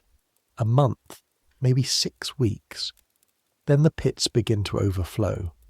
First the overflow goes into the soil beside the pit. Inconvenient, smelly, fixable. Then it goes into the cellars. Then, as the water table rises with it, into the streets. Then the streets drain into the water supply. The same water supply that the majority of Londoners draw from the Thames or the public conduits, both of which are already receiving the overflow from the river drainage. The fevers that the pamphlet Craddock had read to him described, the summer fever, the flux, the typhoid that is not yet called that, they live in what you spend every night removing. Every medical man in London knows this in a general way, knows that dirty water and certain smells correlate with certain deaths. The mechanism won't be understood for another 100 years. But the observation has been made. The nightmen are, in a very specific epidemiological sense, keeping the city alive. You work. The ladle goes down and comes up and goes down and comes up, and the rhythm is the rhythm of the work, the same rhythm that men have been performing in this city since there were pits to empty, in Roman times and Saxon times and medieval times, always at night, always invisible, always carrying the weight of what the city produces and doesn't want to see. You think, I am part of a very long line. This thought is not grand. It is not heroic. It is just accurate. You are part of a long line of men who did this work in this city, and whose names nobody recorded, and whose contribution nobody commemorated, and who went to bed in coal sheds and tallow chandlers' yards and dormitories above stables, and who woke up the next evening and did it again. The rhythm of the ladle continues. The rhythm of the city continues above you. Both rhythms, different in every way, performing the same essential function, keeping things moving. 3 months later, January 1753, the coldest January anyone in London can remember for 20 years, you begin to understand something about the city that you could not have understood from street level. London looks different from below, not metaphorically, literally. You've been in the pits under a surprising cross-section of this city's buildings. The pits under the great houses and the pits under the tenements, the pits under the taverns and the pits under the workhouses, the pits under the hospitals. St. Bartholomew's uses your services twice a year, a job that Craddock takes himself or gives to you and nobody else, because hospital pits require specific knowledge about what they contain and how to handle it. And what you learn from being below these different places is that they are more similar than they appear from above. The pit under the grand house on Grosvenor Square and the pit under the 2-room tenement in Bermondsey, they smell the same. They fill at roughly the same rate, adjusted for the number of people using them. They require the same technique, the same rope, the same ladle. The bodies of the people in the grand house and the bodies of the people in the tenement perform the same function. They are, in this particular fundamental biological dimension, identical. This seems obvious when stated plainly. It is not apparently obvious in the normal course of life in 1752 London, where every observable signal, clothes, speech, address, occupation, who holds the door for whom, suggests a categorical difference between the people who live in Grosvenor Square and the people who live in a Bermondsey tenement. But from below, from the bottom of the pit, there is no difference. You mentioned this to Craddock once in January on a cold walk back from a job in Mayfair. He's quiet for a long time. My father told me that, he says eventually. Not about pits. He was a grave digger. He said the same thing. About graves. A pause. He said it as a comfort, Craddock says. I'm not sure I took it that way. How did you take it? As information, Craddock says. He doesn't elaborate. With Craddock, elaboration is rarely on offer. The information is the thing. What you do with it is your business. April brings change, as April always does. But in London in 1753, what it brings specifically is the beginning of the season that the nightmen dread. Not because the work increases, though it does, as households that have been holding off until spring begin scheduling their pit clearances, and the commercial pits, which have been less heavily used in winter, begin their summer build-up. Not even primarily because of the heat, because of the gas. The gas in the pits is worse in summer. This is simple chemistry, though nobody in 1753 calls it chemistry. Craddock calls it the summer bad, and has a set of additional precautions he runs through before every job between May and September that do not apply in winter. More time with the hatch open before work begins. Lower in the pit for less time. Surface person never more than 1 arm's length from the rope. More rope checks. You check your rope now before every job, every time. Regardless of whether you last checked it 2 days ago or 2 hours ago, you check it the way you check the horse's feet, and the way you check the tub lids, and the way you check the gas candle. Not from anxiety, but from the simple learned understanding that the margin between fine and not fine is thin enough that the check costs less than the alternative. This is what the morning in the chandler's yard taught you. Not fear. Method. Peter in April goes into his first pit. He's 12 years old, and he is too young, technically.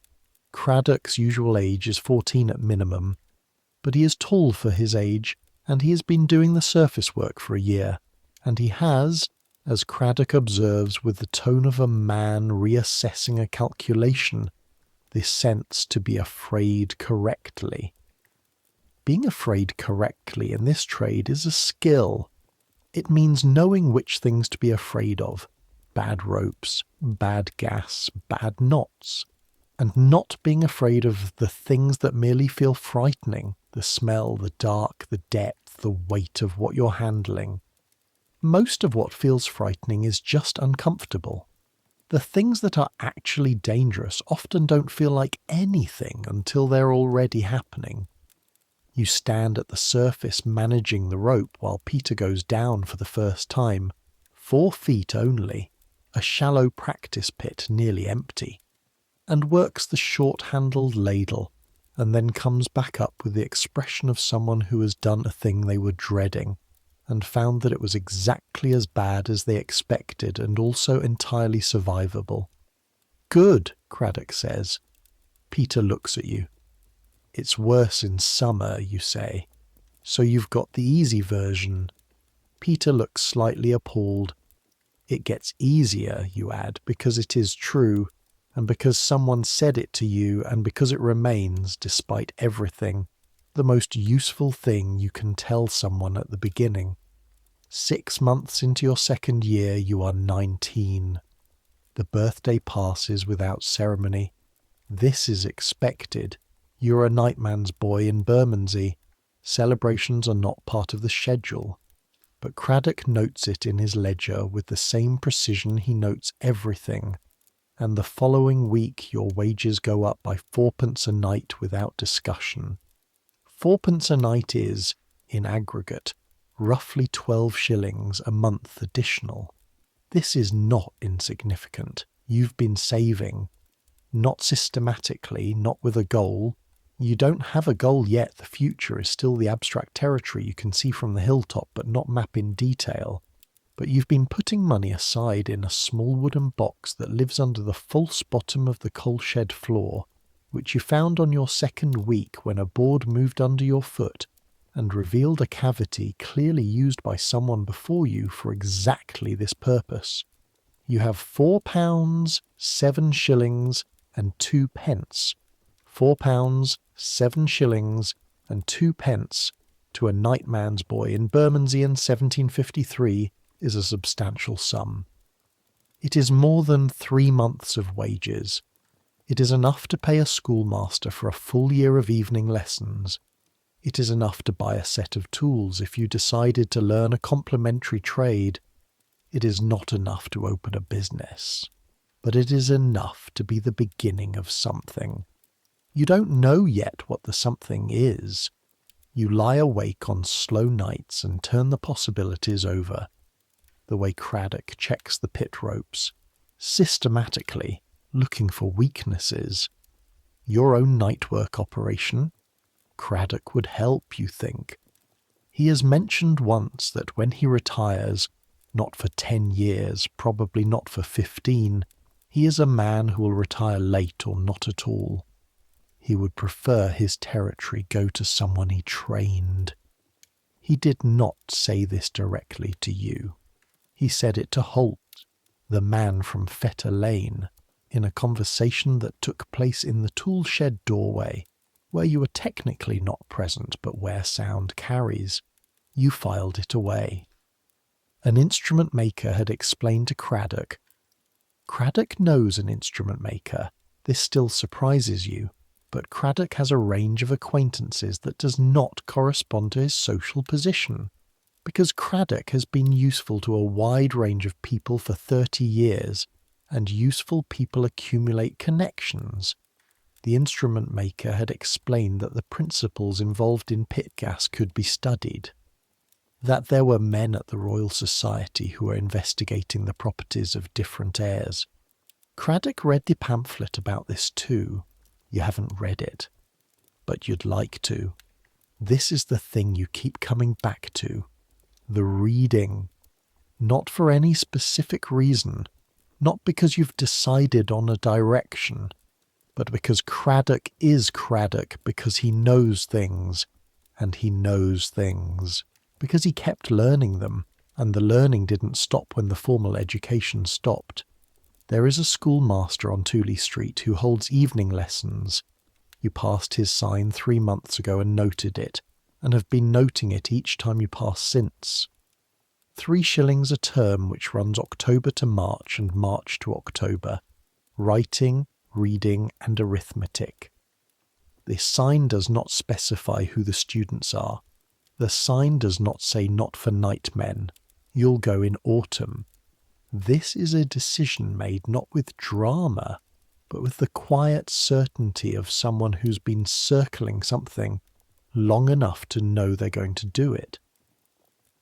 There is a Sunday in May when the work is done and the morning is clear.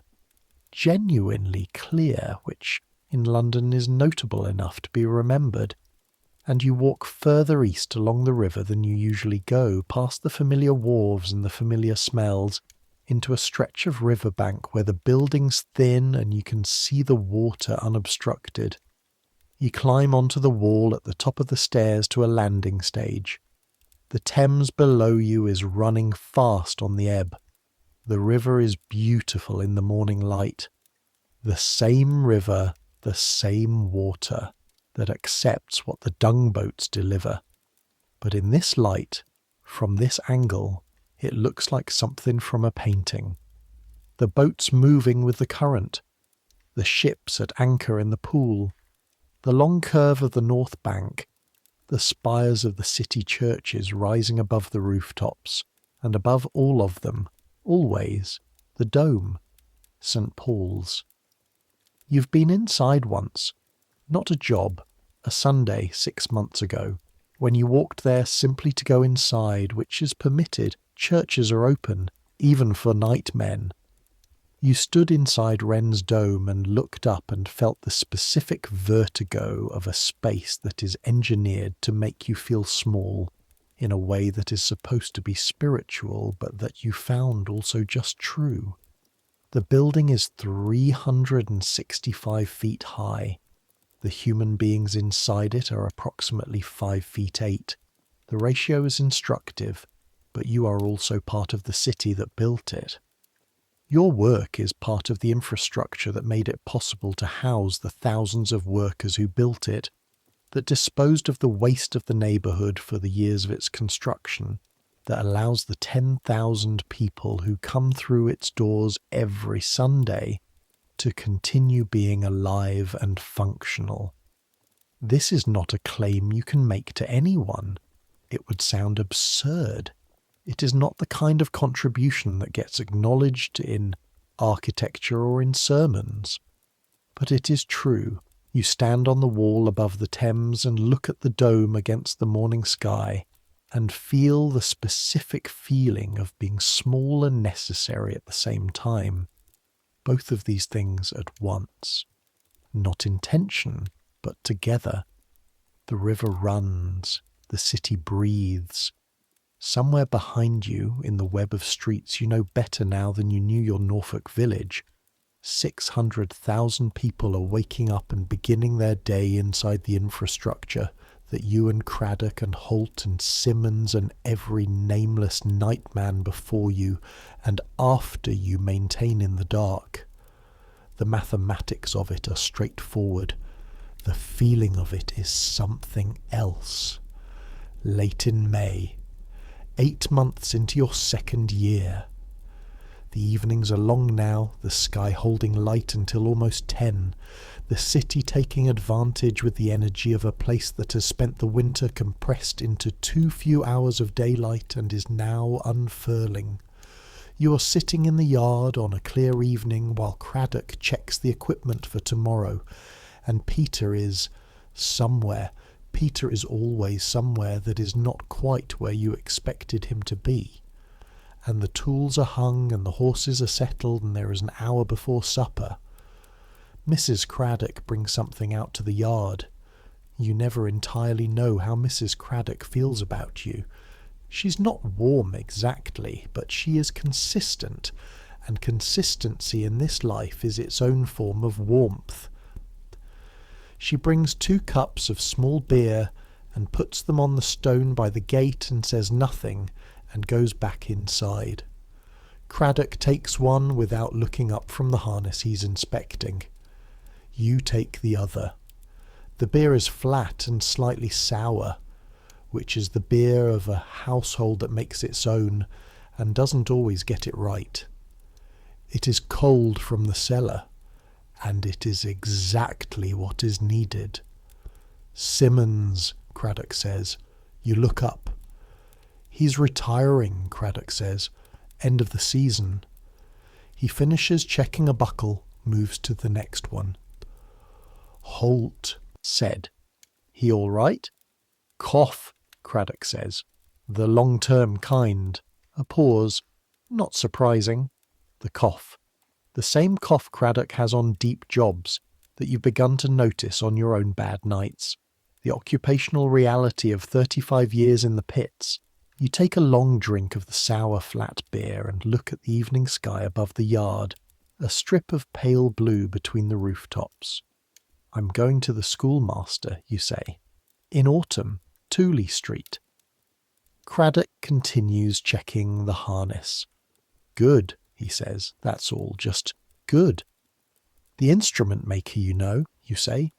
The one who told you about the gas. Would he speak to me? Craddock is quiet for a moment. What would you ask him? About the gas, you say. What it is. How it behaves. Whether there's a way to test it better than a candle. Another silence. Probably, Craddock says. I'll mention it. The candle test. Here is something the Royal Society is, in 1753, approximately 100 years away from fully explaining. The gas that collects in deep pits is primarily methane, produced by the anaerobic decomposition of organic material.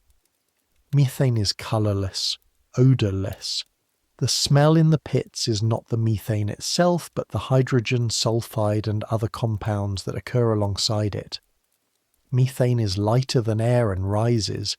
It is in concentrations above 5% explosive when exposed to an open flame. In 1753, what you know is the candle test. You lower a candle. If it burns bright, you go down. If it dims, you wait. If it goes out, you don't go down. Not today, maybe not tomorrow. You leave the hatch open and come back and test again. But the candle test is approximate. It is a coarse instrument for a fine problem. What you've been thinking about, lying on the mattress in the coal shed, between jobs, on walks to and from the river, is whether there is a better instrument. Not because you are a scientist, not because you have any scientific training, which you don't, because of Simmons, because of frayed ropes and thin margins, because the difference between a candle that burns bright and a candle that is about to dim is invisible until it isn't. And because you are part of a long line, and what the people in the long line didn't have was better information, and better information is learnable. 11 o'clock in the evening. October now. Your 2nd October in London. The cold that settled into the city overnight is real. A breath of it comes through the single small window of the coal shed room, and you can see it on your exhale.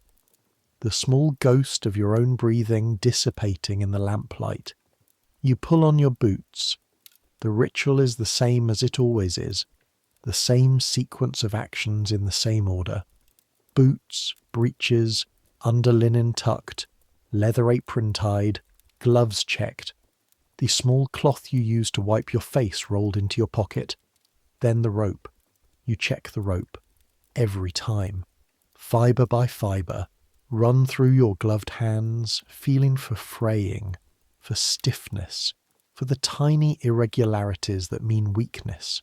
The knot at the end, Craddock's knot, undone and retied, because tying it is the only real check on whether the knot is right.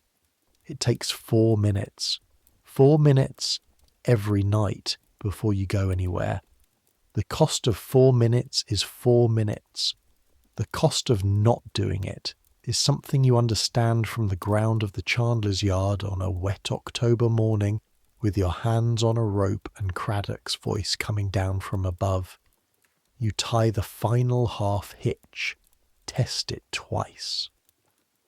Below in the yard, the sounds. Craddock checking the carts, the chains and the tubs and the horses. He checks the horses before anything, always. And Peter's voice asking something, and Craddock's voice answering briefly. The city outside is doing its nightly change, the daylight noise subsiding into the different, quieter, stranger noise of midnight London.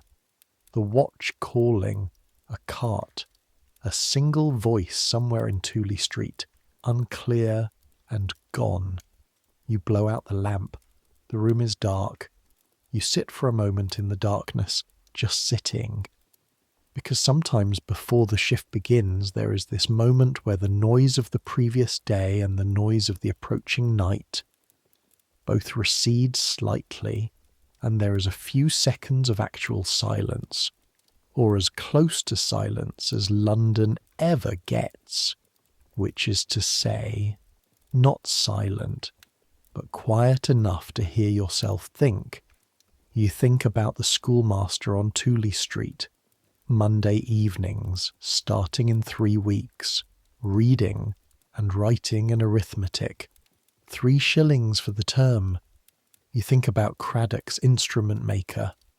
The meeting is arranged for next Thursday, between the afternoon session and the evening prep. Craddock will be there. The instrument maker, a man named Fletcher, apparently, who makes measuring equipment for apothecaries and natural philosophers, has agreed to discuss the properties of pit gas with a nightman's boy. You think about the £4, 7 shillings, and 2 pence in the box under the false floor. You think about Simmons, retired now, coughing somewhere. You think about the long line. Then the sounds from the yard return, fuller now, the horses moving and Craddock's voice.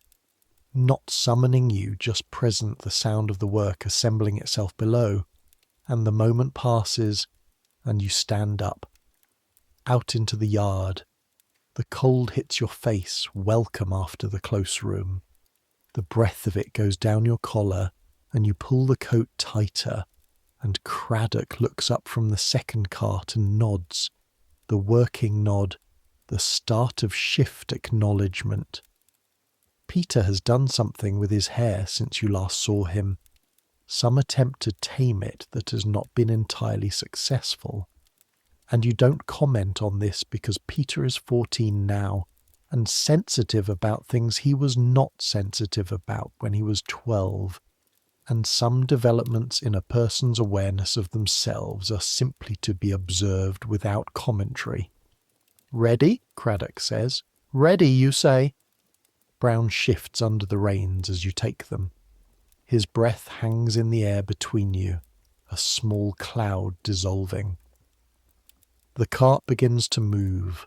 The sounds of Pickle Alley and then Tooley Street and then the bridge and then the city open around you, the familiar geography, the route you know in your feet and hands now, the way your body has learned this city from below and from its nighttime face, and from the specific angle of someone who services its needs without being part of its visible life. You pass under the lights of London Bridge.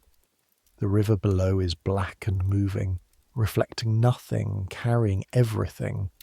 You think, briefly of the harpsichord music in the Grosvenor Square house. How far away that feels now, not in time exactly, but in comprehension. You understand more of what that music means now, and more of what it costs, and more of what exists in the dark beneath it. Understanding is not simple. Sometimes it makes things heavier. But then the cart turns onto the bridge properly, and the dome of St. Paul's appears in the gap between the buildings at the far end, lit faintly by the moon that has come out from behind the clouds, white and steady above everything. And you think, you are here. You are part of this, not as a performance of it, as a fact of it, as the underground mechanism of it, as the person who knows what is underneath the stones and what is required to keep things working, and who shows up in the dark to do that work because the work needs doing. The cart rolls on. The city breathes around you. The night carries you forward, the way it carries everyone who is awake in it. The watchmen and the gin sellers and the watermen and the link boys with their torches, and the late drinkers and the early bakers and all the rest of the enormous, unruly, brilliant, terrible human machinery of Georgian London. All of you moving through the same dark, all of you doing what you do. The last job ends at 5 a.m. The eastern sky is doing the thing again. The pre-announcement, the preliminary light that isn't quite light yet, and the streets are emptying of the last of the night and filling with the first of the day.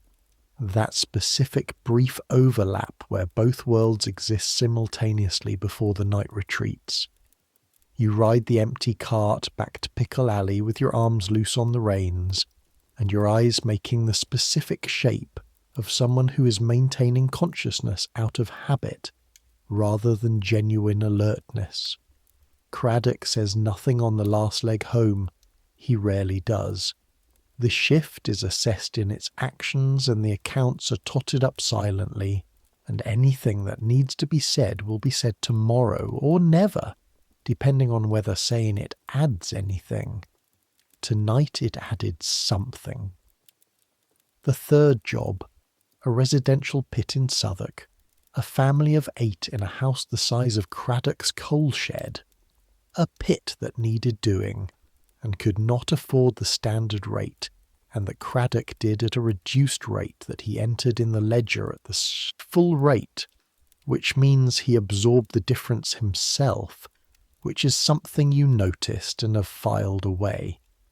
The third job included at the end the householder appearing in the yard with a candle and a cup of something hot pressed into each of your hands, not as payment, not as part of the transaction, just because it was cold, just because you'd spent an hour in his yard doing what you'd been doing, and he was a man who noticed that this required something, and what he had to offer was a cup of hot broth. You held it in your gloved hands and felt the warmth of it through the leather and thought, that's enough. Not that the work is enough, not that the conditions are enough, just that, in this moment, this cup of hot broth, this simple human acknowledgement that you exist and that your work costs something, that is enough. The cart turns into Pickle Alley. You unhitch Brown and brush him down, slower than usual because you're tired, and check his lame foot and find it improved, which is a small good thing at the end of a night of many things. Then the equipment, cleaned and hung, then the tubs, rinsed and stacked, then the coal shed stairs, the mattress, the single blanket pulled up. The city outside is awake. You can hear it through the walls, the vendors beginning, the carts, the bells of the nearby church marking 6, the sound of London converting from its nighttime self into the version of itself that the world sees and recognizes, the version that depends in every biological and hydraulic sense on what you've spent the night doing. You close your eyes, your hands are sore, Your left shoulder is that specific ache again, the one that will be there in 3 days, the one you've learned to treat with the hot water bottle Craddock's wife leaves outside the coal shed door on the worst mornings, the provision of which has never been mentioned and requires no acknowledgement. The sounds of the city fade or you fade from them. It is hard to tell the difference when you're this tired, when the boundary between listening and sleeping is this thin. You think of the rope, checked and tied, hanging on its hook in the tool shed. You think of Simmons, somewhere in the city, retired and coughing, alive. You think of Peter, sleeping in the house, his hands knowing Craddock's not now, his body beginning to learn the grammar of this work. You think of Monday and the schoolmaster and what it might feel like to read Craddock's river book without the hard labour of spelling each word into sense. You think of Fletcher the instrument maker and the question you're going to ask him, and whether there is a way to detect the gas before the candle tells you about it. These are not grand thoughts. They are not the thoughts of a man standing at the centre of history, aware of his significance. They are the thoughts of a tired 19-year-old in a coal shed in Bermondsey at 6 a.m, passing the small inventory of a life that is his and nobody else's. The city keeps sounding. The bells, the carts, the rising voices of another London day assembling itself above you. You feel the sleep pulling you down, the specific heaviness of a body that has done what it came to do, that has worked and checked and carried and brought something up from the dark that needed to be brought up, that has been in the pit and come back out again, and that now requires simply rest. You let it come. Let the sounds of the city soften. Let the ache in your shoulder recede to something tolerable, then something theoretical, then something your body is aware of only as a context for the comfort of lying still. Let your hands relax. The blister, the cold stiffness, the memory of the rope, until they are just hands belonging to a person who is asleep. Let a morning light through the east window be warm rather than blinding, the way it is when the clouds are right, a soft, diffuse glow that is just enough to know that the world is still going. Centuries will pass, the coal shed will be demolished, the yard will be built over, Pickle Alley will become something else. A car park, a council building, a coffee shop, something with electricity and running water and sanitation infrastructure that is invisible in a different way than the nightmen were invisible, because it runs through pipes under the street, rather than through the hands of people in the dark. But the city will still need maintaining, the infrastructure will still need servicing. Someone will still know what's underneath, and will still go down to address it, and will still come back up, and will still check the rope before they do. Some work doesn't change, some knowledge doesn't change, the need for it doesn't change. The people who carry it forward don't always get acknowledged, don't always get remembered, don't always get the name on the plaque or the picture in the history book. But they are there. They were there. They will be there. Part of the long line. The city breathes because of them. You're warm enough, fed enough, safe enough. You have a rope that you've checked yourself and tied with the right knot. You have £4, 7 shillings and 2 pence in a box under a false floor. You have 3 weeks until Monday evening and the schoolmaster and whatever comes after the schoolmaster. You have a job that is hard and real and necessary and yours, and you have this moment, right now in the coal shed above Pickle Alley, in the city that is too large and too loud and too complicated and too alive to ever quite let you sleep enough. You have rest. Take it. Let sleep do what sleep does. Let the ache go quiet. Let tomorrow arrange itself without you for a few hours. Let London carry itself for a while, the way it always does, the great machinery of it turning and churning and filling and emptying and filling again, without you needing to watch. You've earned this.